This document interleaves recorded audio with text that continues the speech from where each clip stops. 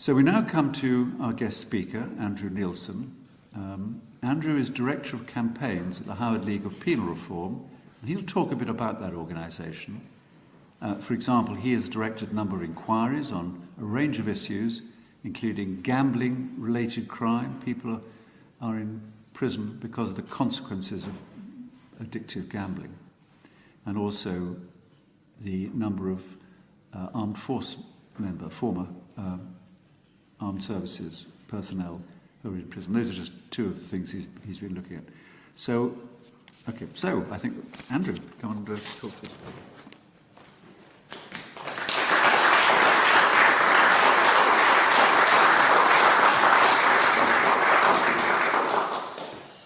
Hello, everybody. I have a slightly ticklish throat, so I will avail myself every so often of some sparkling water, which just tickles it in exactly the right way. But it's a pleasure to speak to you all this evening and to see so many of you here. And it's also very timely, as prisons were in the news only yesterday. I had a rather busy day at work responding to that. Before I get into the main thrust of my talk, and why prisons have been in the news, let me begin by just explaining, as Simon said, something of the Howard League for Penal Reform and its history, because we are quite an old organisation. The Howard League was set up in 1866 as the Howard Association. Both the League and the Association, as was, are named after John Howard, who is considered the very first prison reformer. As a High Sheriff of Bedfordshire in the 18th century, Howard began visiting his local prisons and documenting the conditions that he found there. He began travelling the country to do the same, and he became the first person to give evidence to Parliament about the state of prisons. Eventually, I don't know if you remember that show that Michael Portillo used to do, Railway Journeys, but he started in Britain, then he went off into Europe.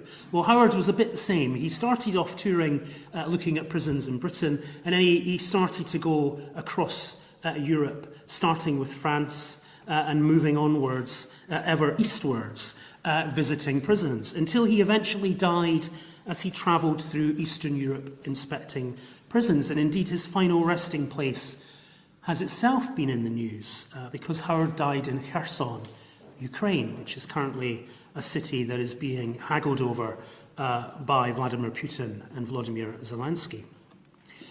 The Howard Association was set up by admirers of John Howard. In 1921, it merged with the Penal Reform League to become the Howard League for Penal Reform.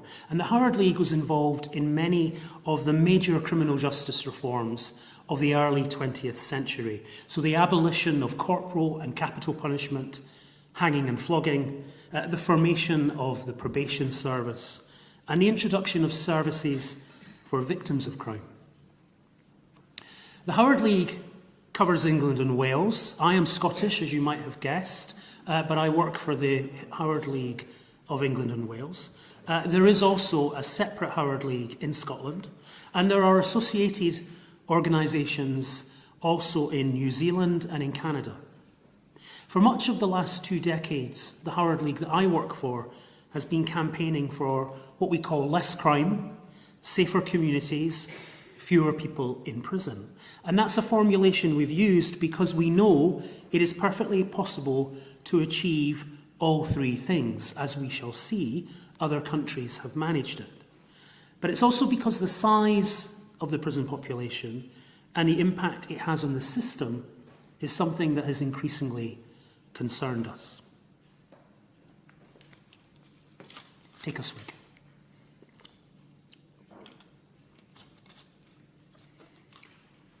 So what is the prison population? As of Monday, there were 88,087 people behind bars in England and Wales. So that's 88,087. Of these, 84,212 were in male prisons and 3,568 were in women's prisons. In addition to that, 307 boys under the age of 18 children were in young offender institutions. The prison estate shouldn't hold more than 81,500 people if it was meeting what the prison service itself defines as standards of safe and decent accommodation. So there are currently 6,500, more than 6,500 people held above that level. And it's not just that 6,500 people who are affected by this, but just about everybody who is in a prison that is then overcrowded. This is what we mean at the Howard League when we talk about the prison system being overcrowded, i.e. that it is the population is higher than the population should be by the prison service's own standard of safe and decent accommodation. And overcrowding in practice means 2 men, because it's the male prisons where overcrowding occurs, 2 men sharing a cell designed for 1, or in some cases, 3 men sharing a cell designed for 2. In the nearest prison that's still open to here, Stoke Heath, that prison holds 743 people. It should be holding no more than 662. So overcrowding affects and afflicts many prisons across England and Wales, and I'll say more about that later. Back in September, so I just said that as of this week, the prison population in England and Wales is 88,087. But back in September, the national prison population was higher again, and it was at its highest recorded level ever. At that point, we had 88,500 people in prison. But we're only a few hundred off that at the moment. And the reason prisons were in the news yesterday is because despite prisoners being released early by the government to try and ease pressure on prison capacity, the prison population is once again heading towards that high point that we saw in the autumn, and the government once again faces running out of prison cells. And as a result, changes were announced yesterday to the periods that some people can be recalled to prison for minor breaches of their licence conditions, such as missing probation appointments. The Justice Secretary, Shabana Mahmood, in a press conference said that the government must go further to reduce prison numbers or face what she described as a total breakdown of law and order. So that's pretty serious. I'll come to what the size of the prison population means for prisons in more detail later, and what overcrowding in prisons means. But it's worth asking, I think, before we get into that, how big is the prison population in England and Wales compared to that of other countries? Because these are just numbers I'm throwing at you. I'm not giving you an awful lot of context. Fortunately, there is a way we can do this. Whenever you try to compare the prison populations of different jurisdictions, then you run into the problem that different nations come in different sizes, both geographically, but also crucially, of course, in the size of their populations. So what we use is something called the prison population rate. We measure how many prisoners a jurisdiction has per every 100,000 people there are in its general population. So then when we look at the UK and we compare it to other countries, particularly our near European neighbours, you can see some quite striking results. The prison population rate in England and Wales is 145 prisoners per 100,000 of the general population. It's probably actually higher than that because the prison population figures I've been giving you are very recent, and these international figures use data that is about a year old. So it doesn't quite necessarily capture where we are at the moment. But 145 prisoners per 100,000 of the general population. In Scotland, where I come from, the prison population rate is very similar. It's 143. But in Northern Ireland, the prison population rate is 97 for every 100,000 people in the general population. What about countries like France or Germany? So just over the Channel, France has a prison population rate of 109 per 100,000 of the general population. So that is higher than Northern Ireland, but still considerably less than England and Wales. Germany has a prison population rate of only 67. In Norway and in Finland, the rates are even lower. So in Norway, 52 prisoners for every 100,000 people in the general population. In Finland, 51. There are, of course, countries which use prison even more than we do. The United States, for example, has spent decades facing the phenomenon of mass incarceration, with a particularly negative impact on generations of black Americans. There, the prison population rate is a staggering 531 for every 100,000 in the prison population. There are also countries which compete, but unfortunately they don't necessarily record their prison populations in quite the same way. So China, for example, we know that there are about 1 million Muslim Uyghurs, as Simon mentioned, who are in detention in China, but they are not counted in China's prison population. And so the Chinese rate, which I haven't got to hand, is lower than America. But if you added those 1 million people in detention, then it would be roughly the same as America. So anyway, we have a very high prison population in England and Wales. It is not as high as America, but it's very high compared to our nearest European neighbours. And we are outliers in Western European terms. Our system is overcrowded, and the situation around prison capacity has become so serious that it has hit the headlines many times over the last year. And when I say prison capacity, what do I mean by that? I mean literally having cells. So there's overcrowding, there's crowding cells, there's putting more people in cells than they were designed to hold, and then there's prison capacity, which is actually at the point where you just run out of cells. And that is the spectre that the government has been facing over the last year.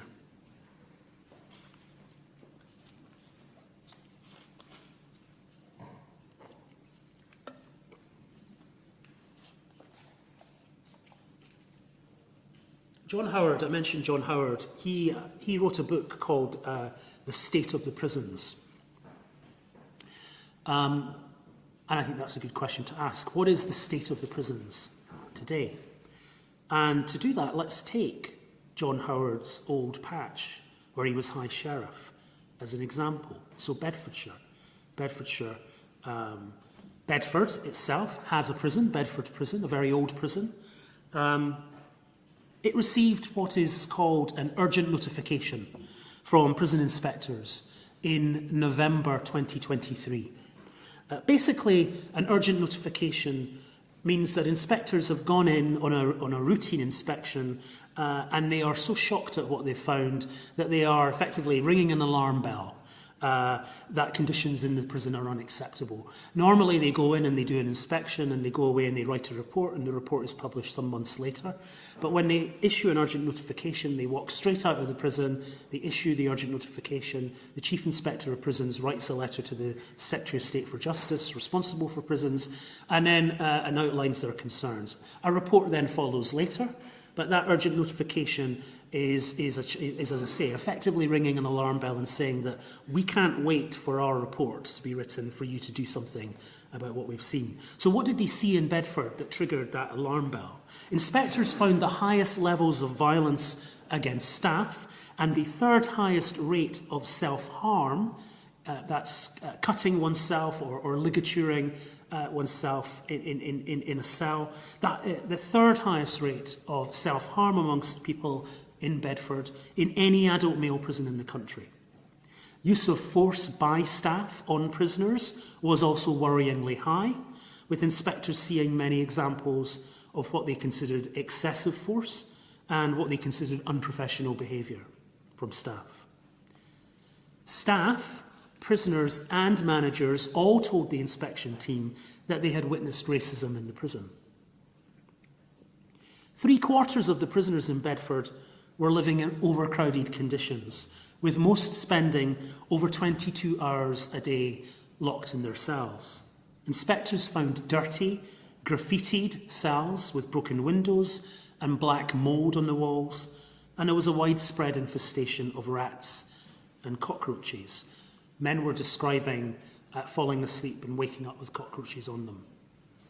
Some people might say, of course, that the sort of poor conditions I'm describing are what prisoners, quote-unquote, deserve. But the punishment of imprisonment is to have your liberty taken away from you. You are under the care of the state while you then serve your sentence. And not only are such conditions inhumane, but they are not going to keep the public safe. Imagine you're someone who has committed a crime. You are in and out of custody for minor offences involving, say theft and shoplifting. This is quite a common cohort of people who are in the prison system. You don't have a job. Perhaps you left school early. You are perhaps living on the streets. You might have a substance misuse problem. You might have poor mental health. Or sadly, all too many people in the system experience all these problems at the same time.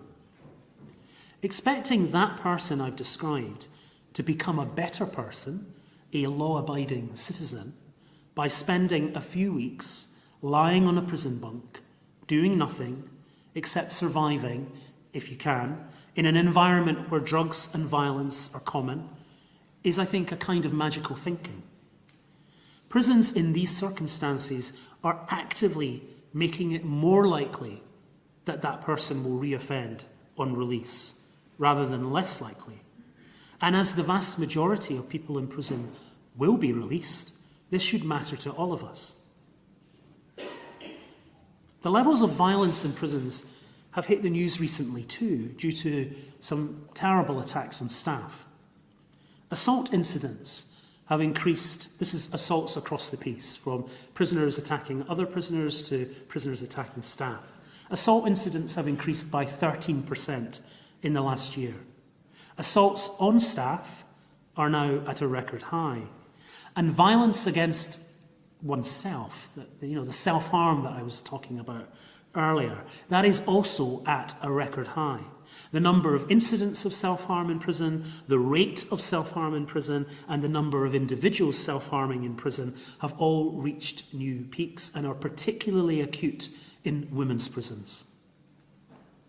This is what I like to think of as the qualitative dimension of the prisons crisis. And I'll come to what I mean by that in a moment. You don't have to take my word for it either. In September of last year, the current Chief Inspector of Prisons, Charlie Taylor, published his annual report. And the findings were shocking, if sadly not surprising to someone like myself who lives and breathes this in the day job.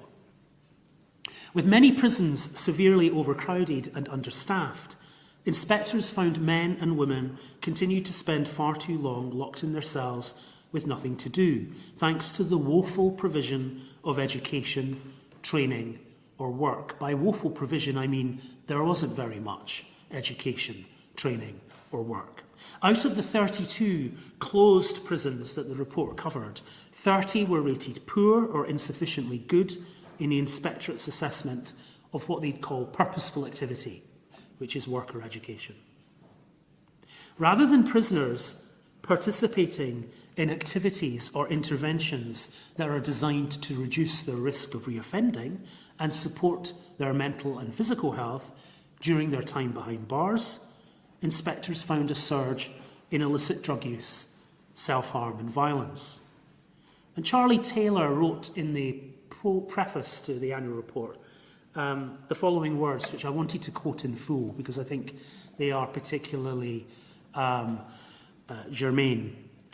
He said, "Prisons must be equipped to deliver the work for which they were designed, to reduce the risk of further offences being committed and more victims of crime being created. In their present state, the brutalising conditions faced by all those living and working within their walls fundamentally undermines any effort to achieve this. If we use prisons simply to warehouse people in squalor, surrounded by drugs and violence, and failing to address their unmet mental health needs, what can we really expect when they are released? It's not, by the way, that billions of pounds are not being spent on prisons. Billions of pounds are being spent on prisons, but they are being spent on building new prisons to try and meet the other dimension of the prisons crisis. So I've talked about the qualitative dimension, but there is also a quantitative dimension, and that is the crisis of prison capacity that I mentioned earlier. That's what hit the headlines last summer, as despite all this money sunk into building new prisons, we are running out of prison cells. The government can't build prisons quickly enough to match the projected growth in the prison population over the coming few years. And the fact that the prison population is already climbing back towards those record numbers that we saw back in the autumn of last year, even when the government has expanded opportunities for early release for many people, is a sign of how serious the situation now is.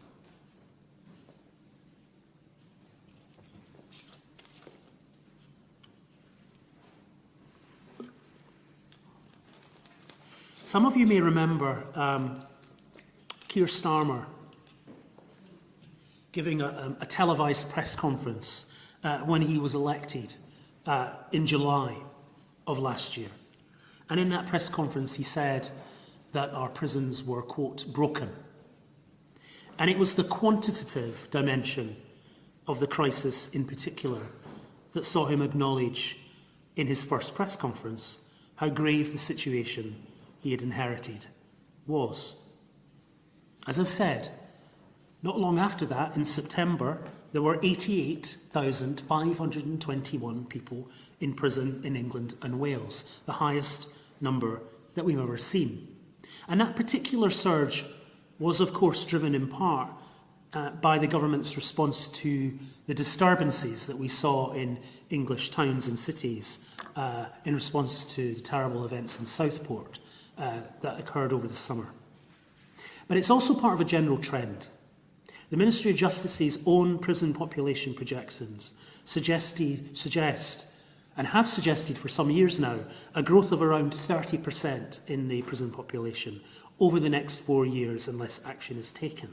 So by 2027, we will otherwise have over 100,000 people in prison in England and Wales. The new, well, it's not very new now, but the Labour government that took power last year has taken some action. And the main thing that they've done is something that's called SDS 40.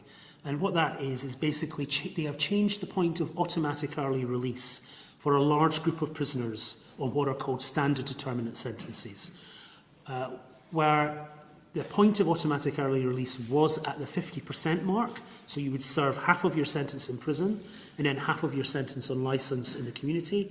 They moved that so that you would spend 40% of your sentence in prison and then 60% of the rest of your sentence on licence in the community.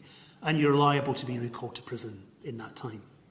Now, doing that did ease pressure on the prison system, because over this course of last summer, there were weeks where it genuinely looked like the government might run out of cells, and that the courts would be sentencing people to prison, but there would be no cell to send them to. And that's what Shabana Mahmood means when she talked about yesterday a total breakdown of law and order. So there has been some easing of the pressure, but we should be under no illusions. Prisons are still grossly overcrowded. And many of the people who are being given this opportunity for early release are also being recalled to custody not long after, because the probation service is struggling to support them. And it has its own capacity crisis. We talk a lot about prison overcrowding, but there is an overcrowding crisis in probation too. The probation service is probably running at about 25% over its available capacity in terms of staff and resources. And that's partly what has driven the government announcement yesterday on limiting the amount of time that people spend on recall if they are recalled to prison. They are trying to address this issue of the probation service and the pressure that's being placed on the probation service. But all these changes have only brought the government some time, and that time is running out because prison numbers are going to climb beyond capacity fairly soon. I wouldn't be surprised if we hear a lot of talk about this over the summer, as we did last summer. And again, I stress that is despite the government spending billions of pounds building new prisons. The truth is, we've got to the point where we can't resource the way we use prison in this country, and something needs to change. If the answer isn't building new prisons, then what is it? So the Howard League, we've published probably two major, from our perspective, interventions since the general election. The first we published in the week after Labour was elected, and it was a policy briefing that we hastily put together called Grasping the Nettle, because that's what we think the government needs to do, grasp the nettle. And that outlines some of the options that the government could take to address the capacity crisis, and that included advocating for the introduction of SDS 40 and that change to automatic early release as an interim measure. We also recommended extending the use of suspended sentences, introducing a presumption against the use of short prison sentences of a year or less because they are particularly ineffective, and we did call for changes in the use of recall, which we've now seen, and in remand. People who are remanded to prison, who have not yet been convicted or sentenced, those people are at their people on remand. That cohort of prisoner is at its highest level in 50 years, and that's a direct consequence of the pandemic and the court's backlog that was created by the criminal courts being closed for a period in 2020 and into 2021. We also outlined the need, as we saw it, for an urgent review of sentencing, because it's sentencing and how long we decide to sentence people to prison that contributes and is the major contributing factor to the prison population and how big it is and the demand that we're asking of prisons.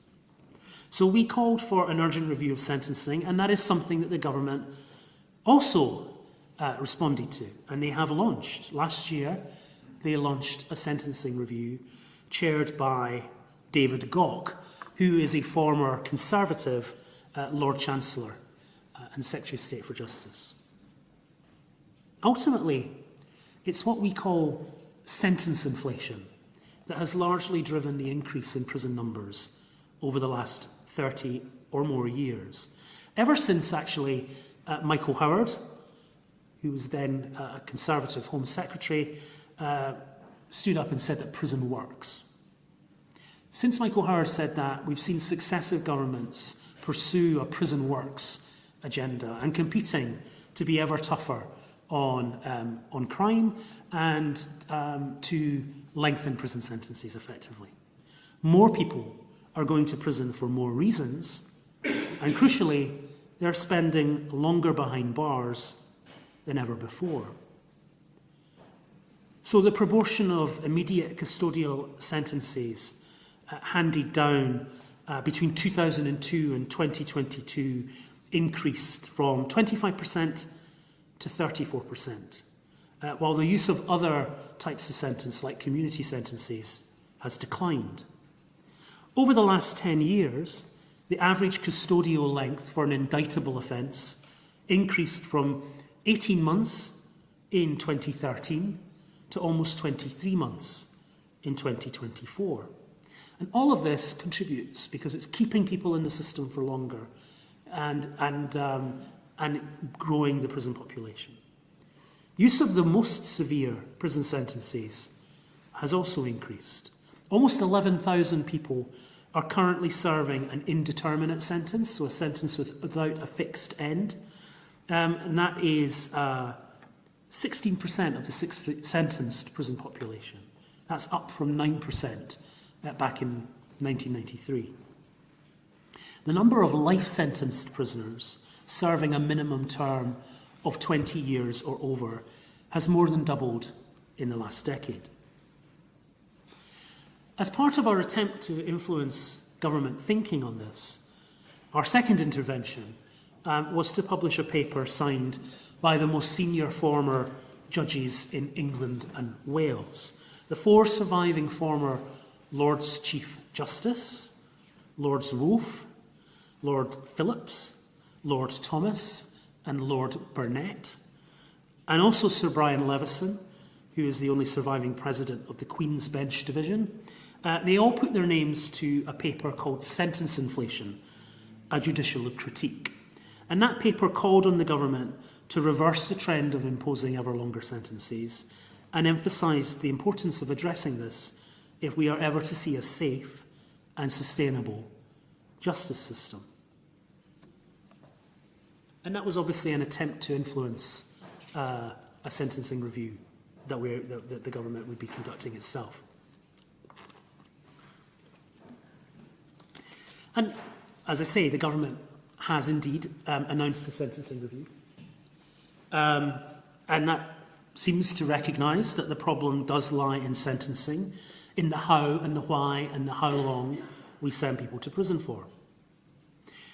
The independent sentencing review that's chaired by David Gauck was announced in the autumn of last year. And when announcing the review to Parliament, Shabana Mahmood said that we cannot build our way out of this crisis. And that's true. And it was a welcome and somewhat refreshing thing to hear the Minister in charge of prisons to say, because successive governments and successive Justice Secretaries have claimed that they can build their way out of the crisis. But the UK government would have to be building 3 or 4 mega-sized jails a year. And by mega-sized, I mean jails that would hold up to 2,000 or more people per prison. They'd have to build 3 or 4 of those to keep up with demand, the projected demand that I was talking about earlier, of an increase potentially of 30% in the prison population. That is simply not tenable. Not if we want public spending on schools and hospitals instead, or as well. And I would argue that spending money on schools and hospitals is actually a better way of tackling crime than spending it on prisons. So a serious effort, one way or the other, to match demand on prison places to what is a realistic supply of prison places is required. The Sentencing Review a few months ago published the first of what are going to be 2 reports from that review. And the first one was diagnosing the problem. The second report will make recommendations for change. And that first report echoed many of the arguments that we have made over the years and that we made again with the judges in the paper on sentence inflation that I mentioned. Indeed, we are referenced, I'm pleased to say, because my job is to try and influence government, we were referenced over 20 times in the first report. But we are now awaiting the second report from the review.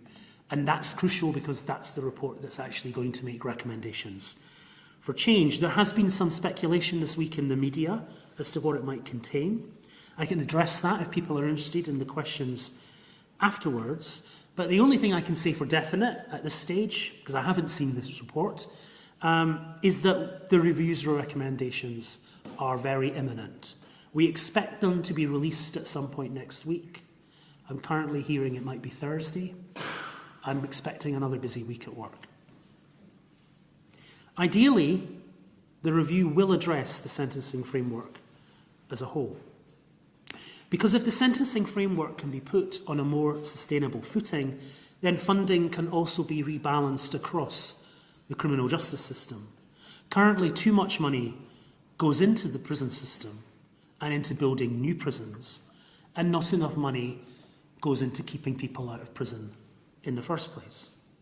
A more sustainable system would benefit not just prisons, the overcrowding that I talked about, but it would crucially also benefit the probation service that works with people in the community, and which, as I say, is itself working far beyond the capacity of available staff and resources.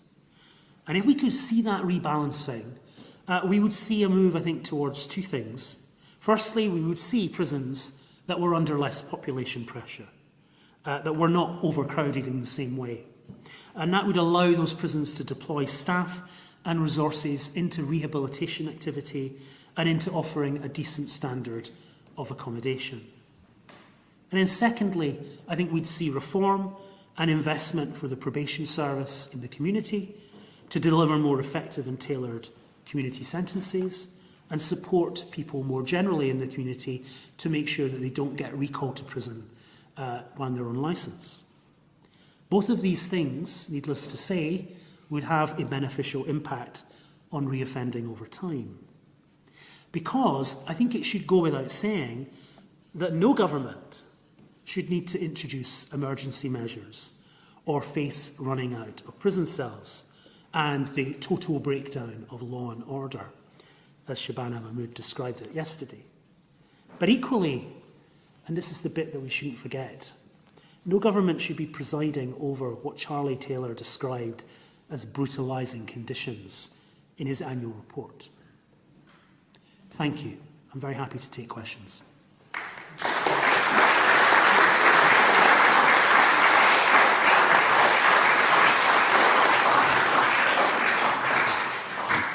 Okay, so before we have the questions, I would like to extend a huge thank you for that talk. It was fascinating, worrying, shocking, and shaming. And it's really heartening to know we have people like Andrew from the Howard League doing something about it and being effective. Nowadays, sadly, there's a sort of malign apathy when we confront something terrible. We don't do anything. What can we do, we say? Well, on your own, you can't do very much. But you can join with like-minded people, and you can affect a positive outcome that way, whether it's joining Humanists UK or Oxfam or Amnesty International, Compassionate Farming, or a political party. And you can make a real difference, if only by just joining. Now, there's something that Andrew hasn't told you about himself, and that is that as well as being a big cheese in the Howard League of Penal Reform and British jurisprudence, he is also chairman of the internationally renowned Poetry Society, which got me thinking, which sort of got me composing.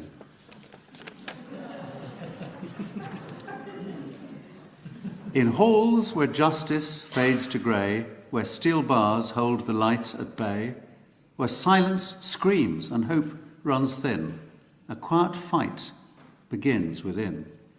Among the cries the world ignores, behind the UK's prison doors, where shame and sorrow intertwine, one voice persists, a steady line.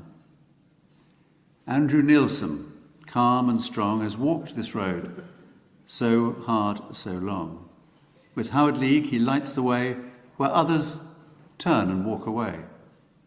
The numbers rise, the walls decay, yet still he battles day by day.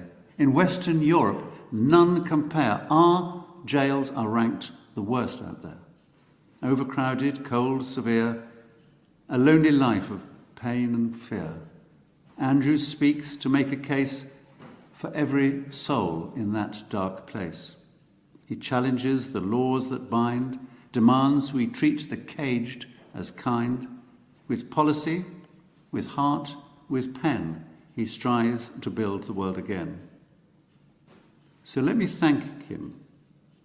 Let me plead that some of you will join the Howard League, support his fight, and you know how.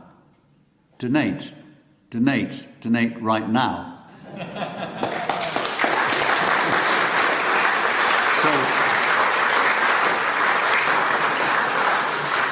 So before we have our questions, can I ask you a question? There are some people here who are connected to prison. I don't mean ex-prisoners. Oh, well, maybe some. I was thinking probation officers, chaplains, and that sort of thing. Could you put your hand up if you... So, okay, sort of several, right. Any counsellors here? No, they were all invited. Okay, I'll hand you over to questions. Just before, Simon, you must send me that poem. my wife will find it very amusing. We are. I mean, Simon was talking about joining like-minded people. The Howard League is a membership organisation. If you go to our website, www.howardleague.org, and look at the join page, you can learn how to join as a member, or you can donate. Yeah, the work that we do is largely dependent on our membership and on our supporters. And indeed, the Poetry Society, which I do chair, is also a membership organisation. So if you're interested in poetry, then do consider looking at their website as well. Yes, so questions. Maybe we'll take one at a time to start with and see how it goes. At the back. What are the principal barriers to rehabilitation in this country? Sorry, couldn't hear. What are the principal barriers to rehabilitation? Principal barriers to rehabilitation.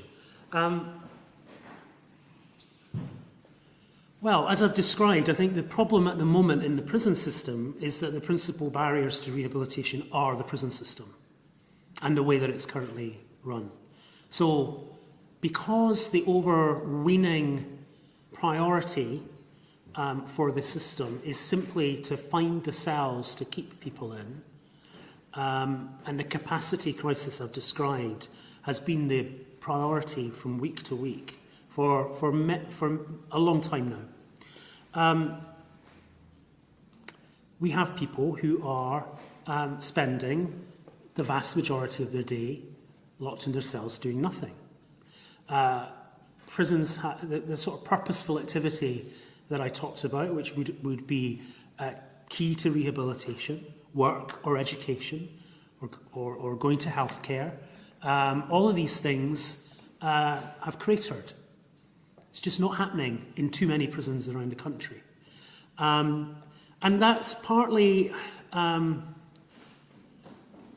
should say, of course, it's partly also a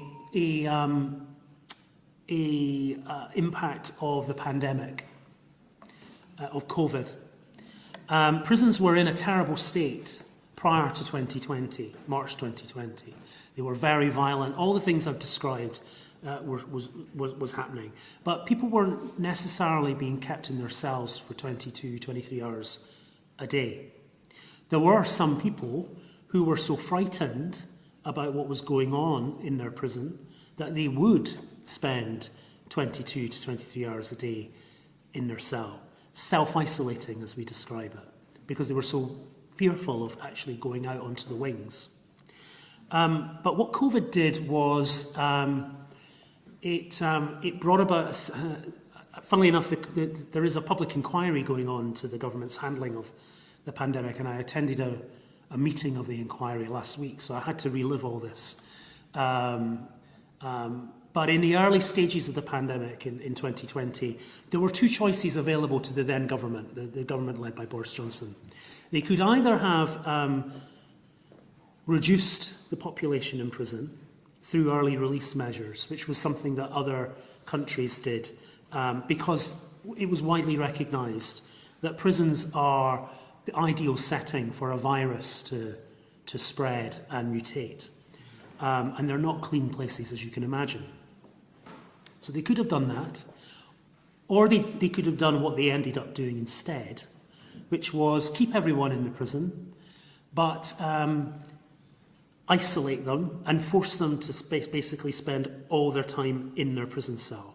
There was no group activity, there was no spread, to stop the virus from spreading. There was an early release scheme announced, but it was barely used because they decided that, in fact, they just prefer to have prisons in lockdown. But unlike the community, prisons never got out of lockdown.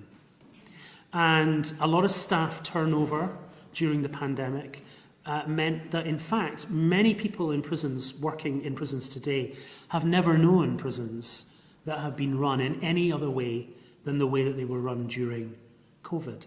They are not used to the idea of large groups of prisoners being out and about, moving around and not in their cells. And so it's been a real challenge for prisons to move away from the sorts of regimes that they ran during COVID and into something more like what we saw prior to the pandemic.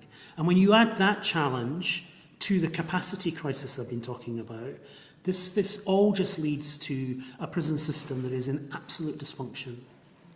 And that, as I say, is itself the barrier to rehabilitation. Thank you. Simon. Can I ask a question? When you last came to talk to us, which I think was in 2016, you told us about particularly egregious sentencing, which was stopped, although it was indeterminate sentences. It was stopped, but not retrospectively. And are those people still languishing in prison? Yes. So the indeterminate sentence for public. Could you repeat the question for us, please? I'll repeat it because so I've done this talk here before, and I gave it back in 2016, and Simon was referring to the fact that at that talk I mentioned something called the indeterminate sentence for public protection, a sentence which has been abolished, but which many people currently in prison still serve. It was a sentence, it's called IPP for short. It was a sentence that was introduced by Labour when they were in power last time round, so it was the Tony Blair government. And it was a sentence that was designed for people that were considered dangerous offenders, so that what would happen is that if the court decided that you were dangerous, they could give you a normal sentence, a normal determinate sentence, but if they thought you were dangerous, they could now give you this indeterminate sentence. And what that effectively meant was that you would serve your tariff, which is your normal fixed sentence, but whereas normally you would be released, you wouldn't be released. You would be kept in the prison system until the prison system deemed you safe to be released.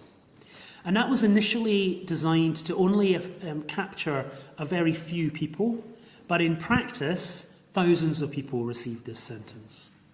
And over a decade ago, it was recognised that it had been a disaster, and it was abolished as a sentence. But unfortunately, all those people who were in the prison system on that sentence were still in the prison system on that sentence. They were not resentenced retrospectively. And unfortunately, thousands are still in the system on the IPP sentence. We have people who have been, who are still in prison, who've never been released, who are now over a decade over whatever the tariff for the crime that they committed was. Those crimes range from, yes, some serious offences, but also some less serious offences. Arson was one of the offences that could attract an IPP. There was a famous case of a young man who was mentally unwell who set fire to his family's bin, so the council bin outside. He was convicted of arson and he received an IPP, which meant that he spent years and years in prison. And there are still, as I say, people who've never been released. There are also, sadly, people who have been released on IPP who have then been recalled to prison for things like as simple as missing a probation appointment. And once you get recalled to prison on an IPP sentence, that takes you all the way back to square one. You've got to go through all the things again to prove you're no longer dangerous. And the other problem with the IPP sentence was that, and this comes back to what I've been talking about, in order to prove that you're not dangerous, you have to do courses, you have to do rehabilitative activity. Well, as I've just described, prisons aren't offering courses, they're not offering rehabilitative activity. And so people are trapped in a Kafkaesque, and I think it is worthy of that word, a Kafkaesque situation, where they're being told they have to prove that they are not dangerous, but they have no means to prove that they're not dangerous. And meanwhile, the experience of frustration and mental distress that this sentence is causing is unimaginable. So we at the Hard League have done a few things. I mean, we were as an organisation involved in lobbying for the abolition of the sentence, and we had wanted the government to go further and address the issue of those people who were serving the sentence, but we weren't able to successfully convince the government at that time to do that. In more recent times, we've We lobbied for changes to the licence period that people on IPP are on.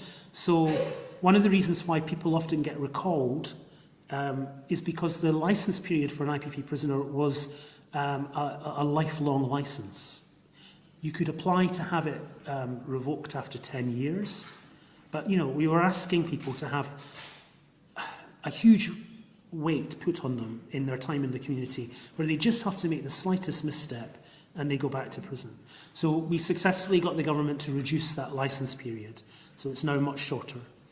And we're currently looking at, we actually have an expert working group that is looking at what can be done to expedite the release of those people who are still on the IPP sentence. And we're hoping to make some recommendations over the summer about what can be done.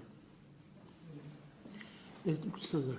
How receptive are the Howard finding James Timpson to work with? So the question there was, how receptive are we finding James Timpson as the prisons minister to work with?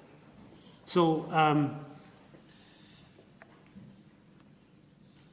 yes, we are finding him receptive. I mean, James Timpson, Lord Timpson, as he is now, has been somebody in the world of business who has long been very committed to prison reform and to rehabilitation and to, obviously, with Timpson's the business, employing people with convictions and employing people as they leave prison.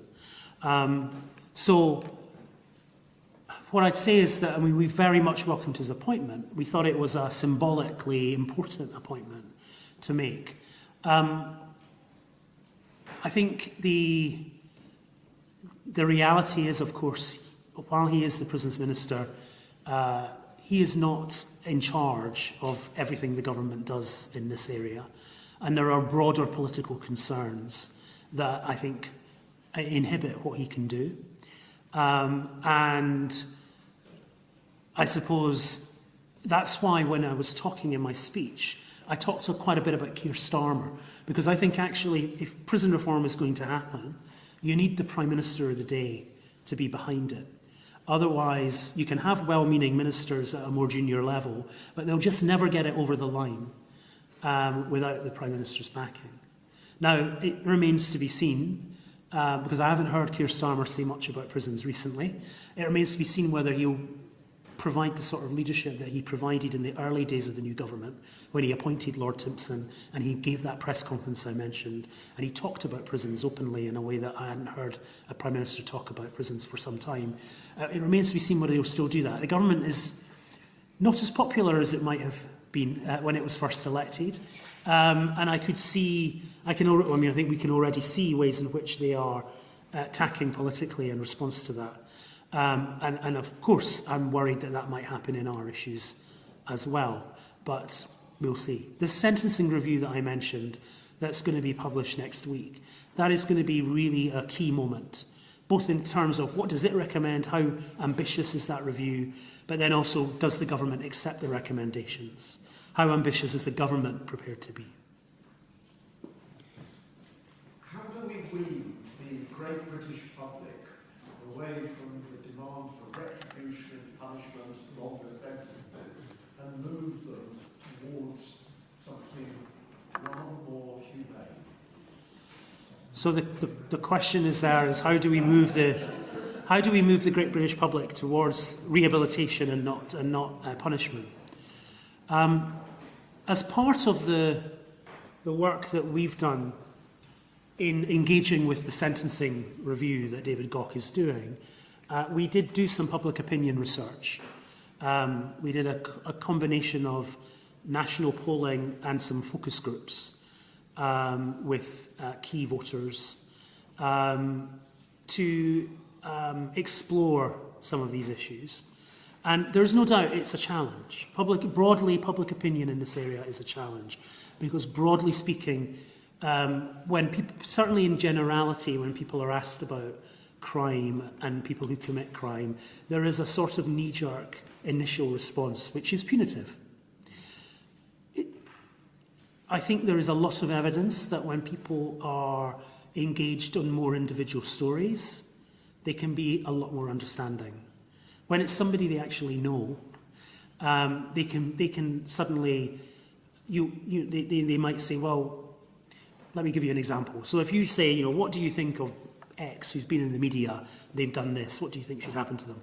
You get quite a punitive response. But if it's Johnny who lives down the street, and you know that Johnny's mother is an alcoholic and his father left the family home when he was 5, but not before battering Johnny every night of his young life, and Johnny's stolen something or whatever, you might well have a much more understanding position that Johnny needs help, and that prison isn't necessarily going to help Johnny when those are Johnny's problems. So that's one thing, is that people can be more understanding when it actually is about people that they know. But sadly, of course, the way that crime and many other areas of public policy get discussed in the national media and generally go more to the general. What we did find, though, in our polling that we did was that when given a choice between rehabilitation or punishment as the best way to tackle crime, the best way to reduce crime, there was a majority of people who thought that rehabilitation was more important than punishment. It wasn't a huge majority, but it was a majority. And I think that that's obviously something we fed into the sentencing review, and we met with David Gok to talk him through. But we also didn't shy away from some of the challenges, because I don't think it wouldn't give us credibility if we went to them and said, there's no political problems here, just get on with it. So, you know, some of the voters that we were speaking to were people who were intending to vote reform in the northeast of England, for example. And yeah, it was a challenging audience, but I think it was important that we understood their concerns and that we talked to the government how they try and address them. Yes. Yes. So the question is about Scandinavia and why they have they have the smaller prison populations that I described earlier, and what can we learn from them in terms of stopping crime from happening in the first place. So yes, we have done. I mean, over the years, we've looked at the Scandinavian experience. I've been to both Norway and Finland. Norway, I've been to twice. Norway, I mean, so I think what Norway teaches us is the importance of trying to have a small prison population. Because if you have a small prison population, you can resource the prisons very well. So in Norway, probably the most famous example of this is that in Norway, to be a prison officer, you have to do a degree in being a prison officer. It's a 3-year degree, a combination of academic learning and an on-the-job professional placement. They have an academy for it's called KRUS. I can't remember what it stands for, but it's effectively a prison officer academy. In our country, the average, you get 10 weeks of training to be a prison officer. So that gives you a good example but that's possible because they've got a small system and they can put lots of money into investing in staff. They have a lot of staff, but the ratio of staff to prisoners is also higher. And the prison officers are trained in actually things that prison officers here, when they're good, do, which is talking to people and finding out what their problems are and trying to help them into whatever might solve those problems. But it is much easier to do in a small system. And on Finland, the big thing, Finland actually had a very high prison population because it was very aligned to the old Soviet Union. And as it came out of its alignment with the Soviet Union, it wanted to get away from that high prison population. And so as a country, it made a very determined decision to decarcerate, to reduce its prison population. And I think there, what I would say is that one of the reasons that the Finnish people that I've spoken to about this, they ascribe to how they were able to do this and how they've been able to maintain such a low prison population, is that they have very high public trust in their institutions. And I think that is quite interesting because when you look at countries with very high prison populations, they often don't have very high levels of public trust in their institutions. I don't think we've got very, I mean, you know, I think Britain's institutions do not have high levels of public trust these days, and we have a high prison population. Look at America. Again, a country that doesn't exactly have high public trust in its institutions, and look at the size of its prison population. And so I suppose that's the other thing I'd say, is that there's a degree to which we can learn from Scandinavia, but we also have to understand that they are different. Norway as well has benefited from a sovereign national oil fund that means that its welfare system is incredibly well resourced, and a lot of the problems that the way they deal with crime is through that welfare system. And again, yeah, absolutely, it's about trying to stop crime before it happens. Ultimately, the reason that we at the Howard League argue for a smaller prison system, beyond the benefits that the prison system itself would have, is because we do ultimately think that in the broad balance of where you spend your public money, if you're trying to tackle crime, most of the solutions lie outside of the criminal justice system. If you're spending billions of pounds on prisons, it's already too late. On immigration detention, we don't cover immigration detention. There are other organisations that do.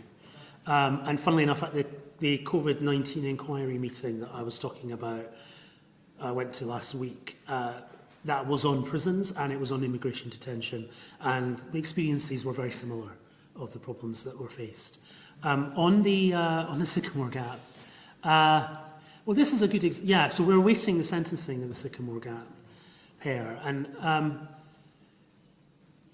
yeah, I mean, it was a stupid, terrible thing, but it wasn't a violent crime. If they get a sentence that, I mean, never mind 10 years, I would say anything that is a year or more, I think would be terrible. And I do think they will get a prison sentence. And I think that will be as much. It's a rare. I mean, in a sense, it's not a typical case, because it's one of those few cases where something that I don't think normally is. What are the purposes of sentencing? Punishment, rehabilitation, public protection, keeping people in prison because they're a threat to people, and then there's also deterrence. Well, all of those, rehabilitation, as I say, it's not happening. Punishment's definitely happening. Public protection is happening for some people, but there are a lot of people who aren't a threat to the public. And certainly, I think these two gentlemen would not be a threat to the public, so they're not going to be in prison for that reason. But I think the one that probably kicks in there is deterrence. And normally, I think deterrence is one of the weakest arguments for sending someone to prison. Because most people who commit crime, the people that I described in my talk, who have facing all sorts of social problems, they're not rational actors. They're not committing crime. They're not sitting there thinking, ha ha ha ha, I'm going to go and rob somebody, and doing it in a very premeditated way. They're living, unfortunately, chaotic lives, and chaotic things happen, and that involves crime. And so they're not weighing up, if I do this, I'll get X amount of years in prison. They're just that is not a calculation that is happening. So I think generally, actually, deterrence is quite a weak argument, because it assumes that everybody thinks like that. And I mean, there are, of course, some people on the more serious end of criminality where that might be a deterrence. But for a lot of people, it just doesn't really factor into why they end up committing crime. But I think there is an argument potentially for a symbolic prison sentence for these two gentlemen to deter people from cutting down very old oak trees and sycamore trees and whatever else. But it certainly shouldn't be a long prison sentence. Yes? Could you talk a little bit about community sentencing?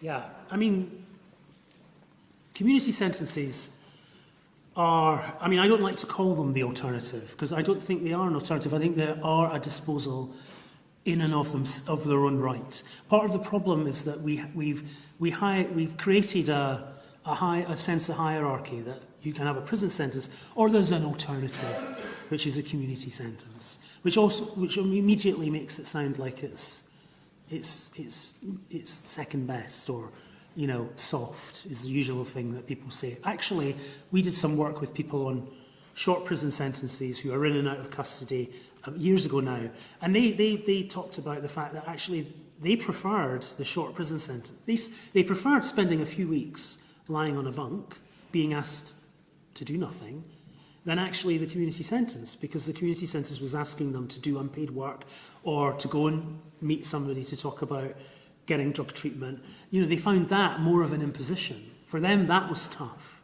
So I think we need to get away from this idea that community sentences are soft or an alternative. They are absolutely a legitimate way of dealing with crime, and usually a more effective way of dealing with crime than a short prison sentence, overwhelmingly so.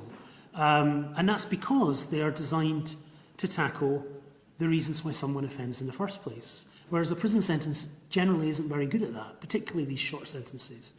So if you get a community sentence, as I say, there will be requirements, and they'll be tailored to what the probation officer feels is the reason why you're coming before the court. So if it is because you've got a drug problem, then you might get a drug treatment order. Or if it's because you can't get a job, you might get an employment and training requirement where you get help with that. There are kind of myriad things that can happen in a good community sentence. I should say, however,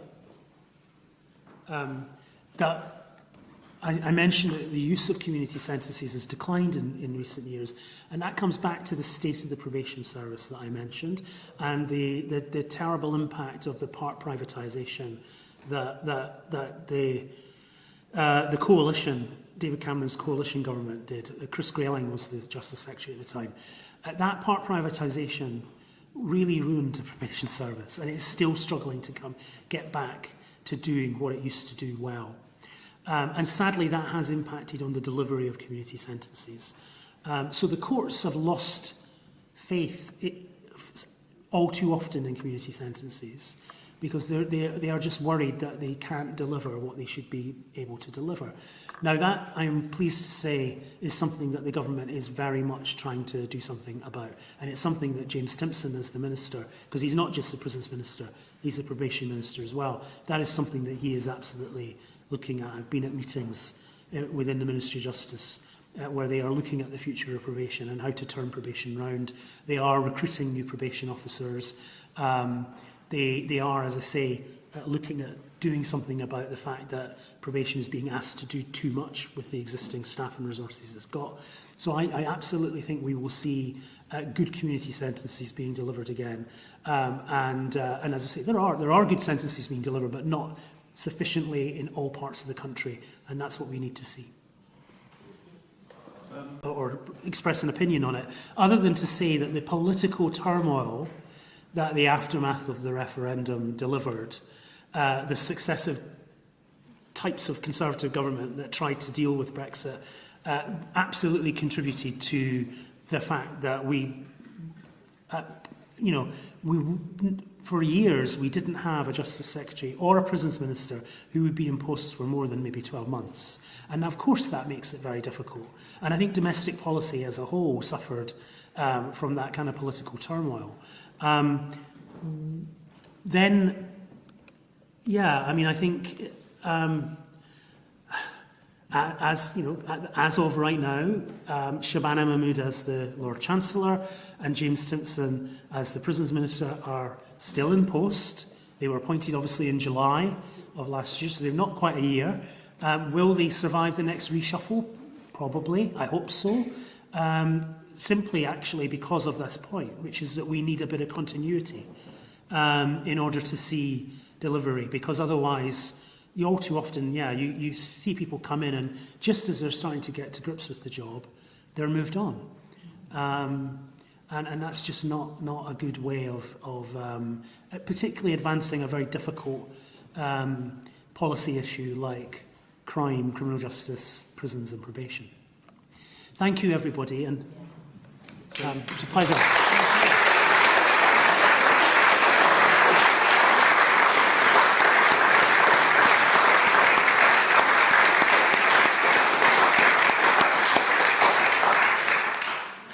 I gave a fulsome thank you, Jim, earlier, and I just like to say the same now. It's been an extraordinary evening. And it is very heartening that we have organisations like the Howard League doing such important work and holding the government to account and being independent of the government. And I think we should support them. So say, all the money you donated for the coffee and everything that's going to go to them, there's a box as you leave, put some money into it or get onto their website and join and give them some cash. Thank you.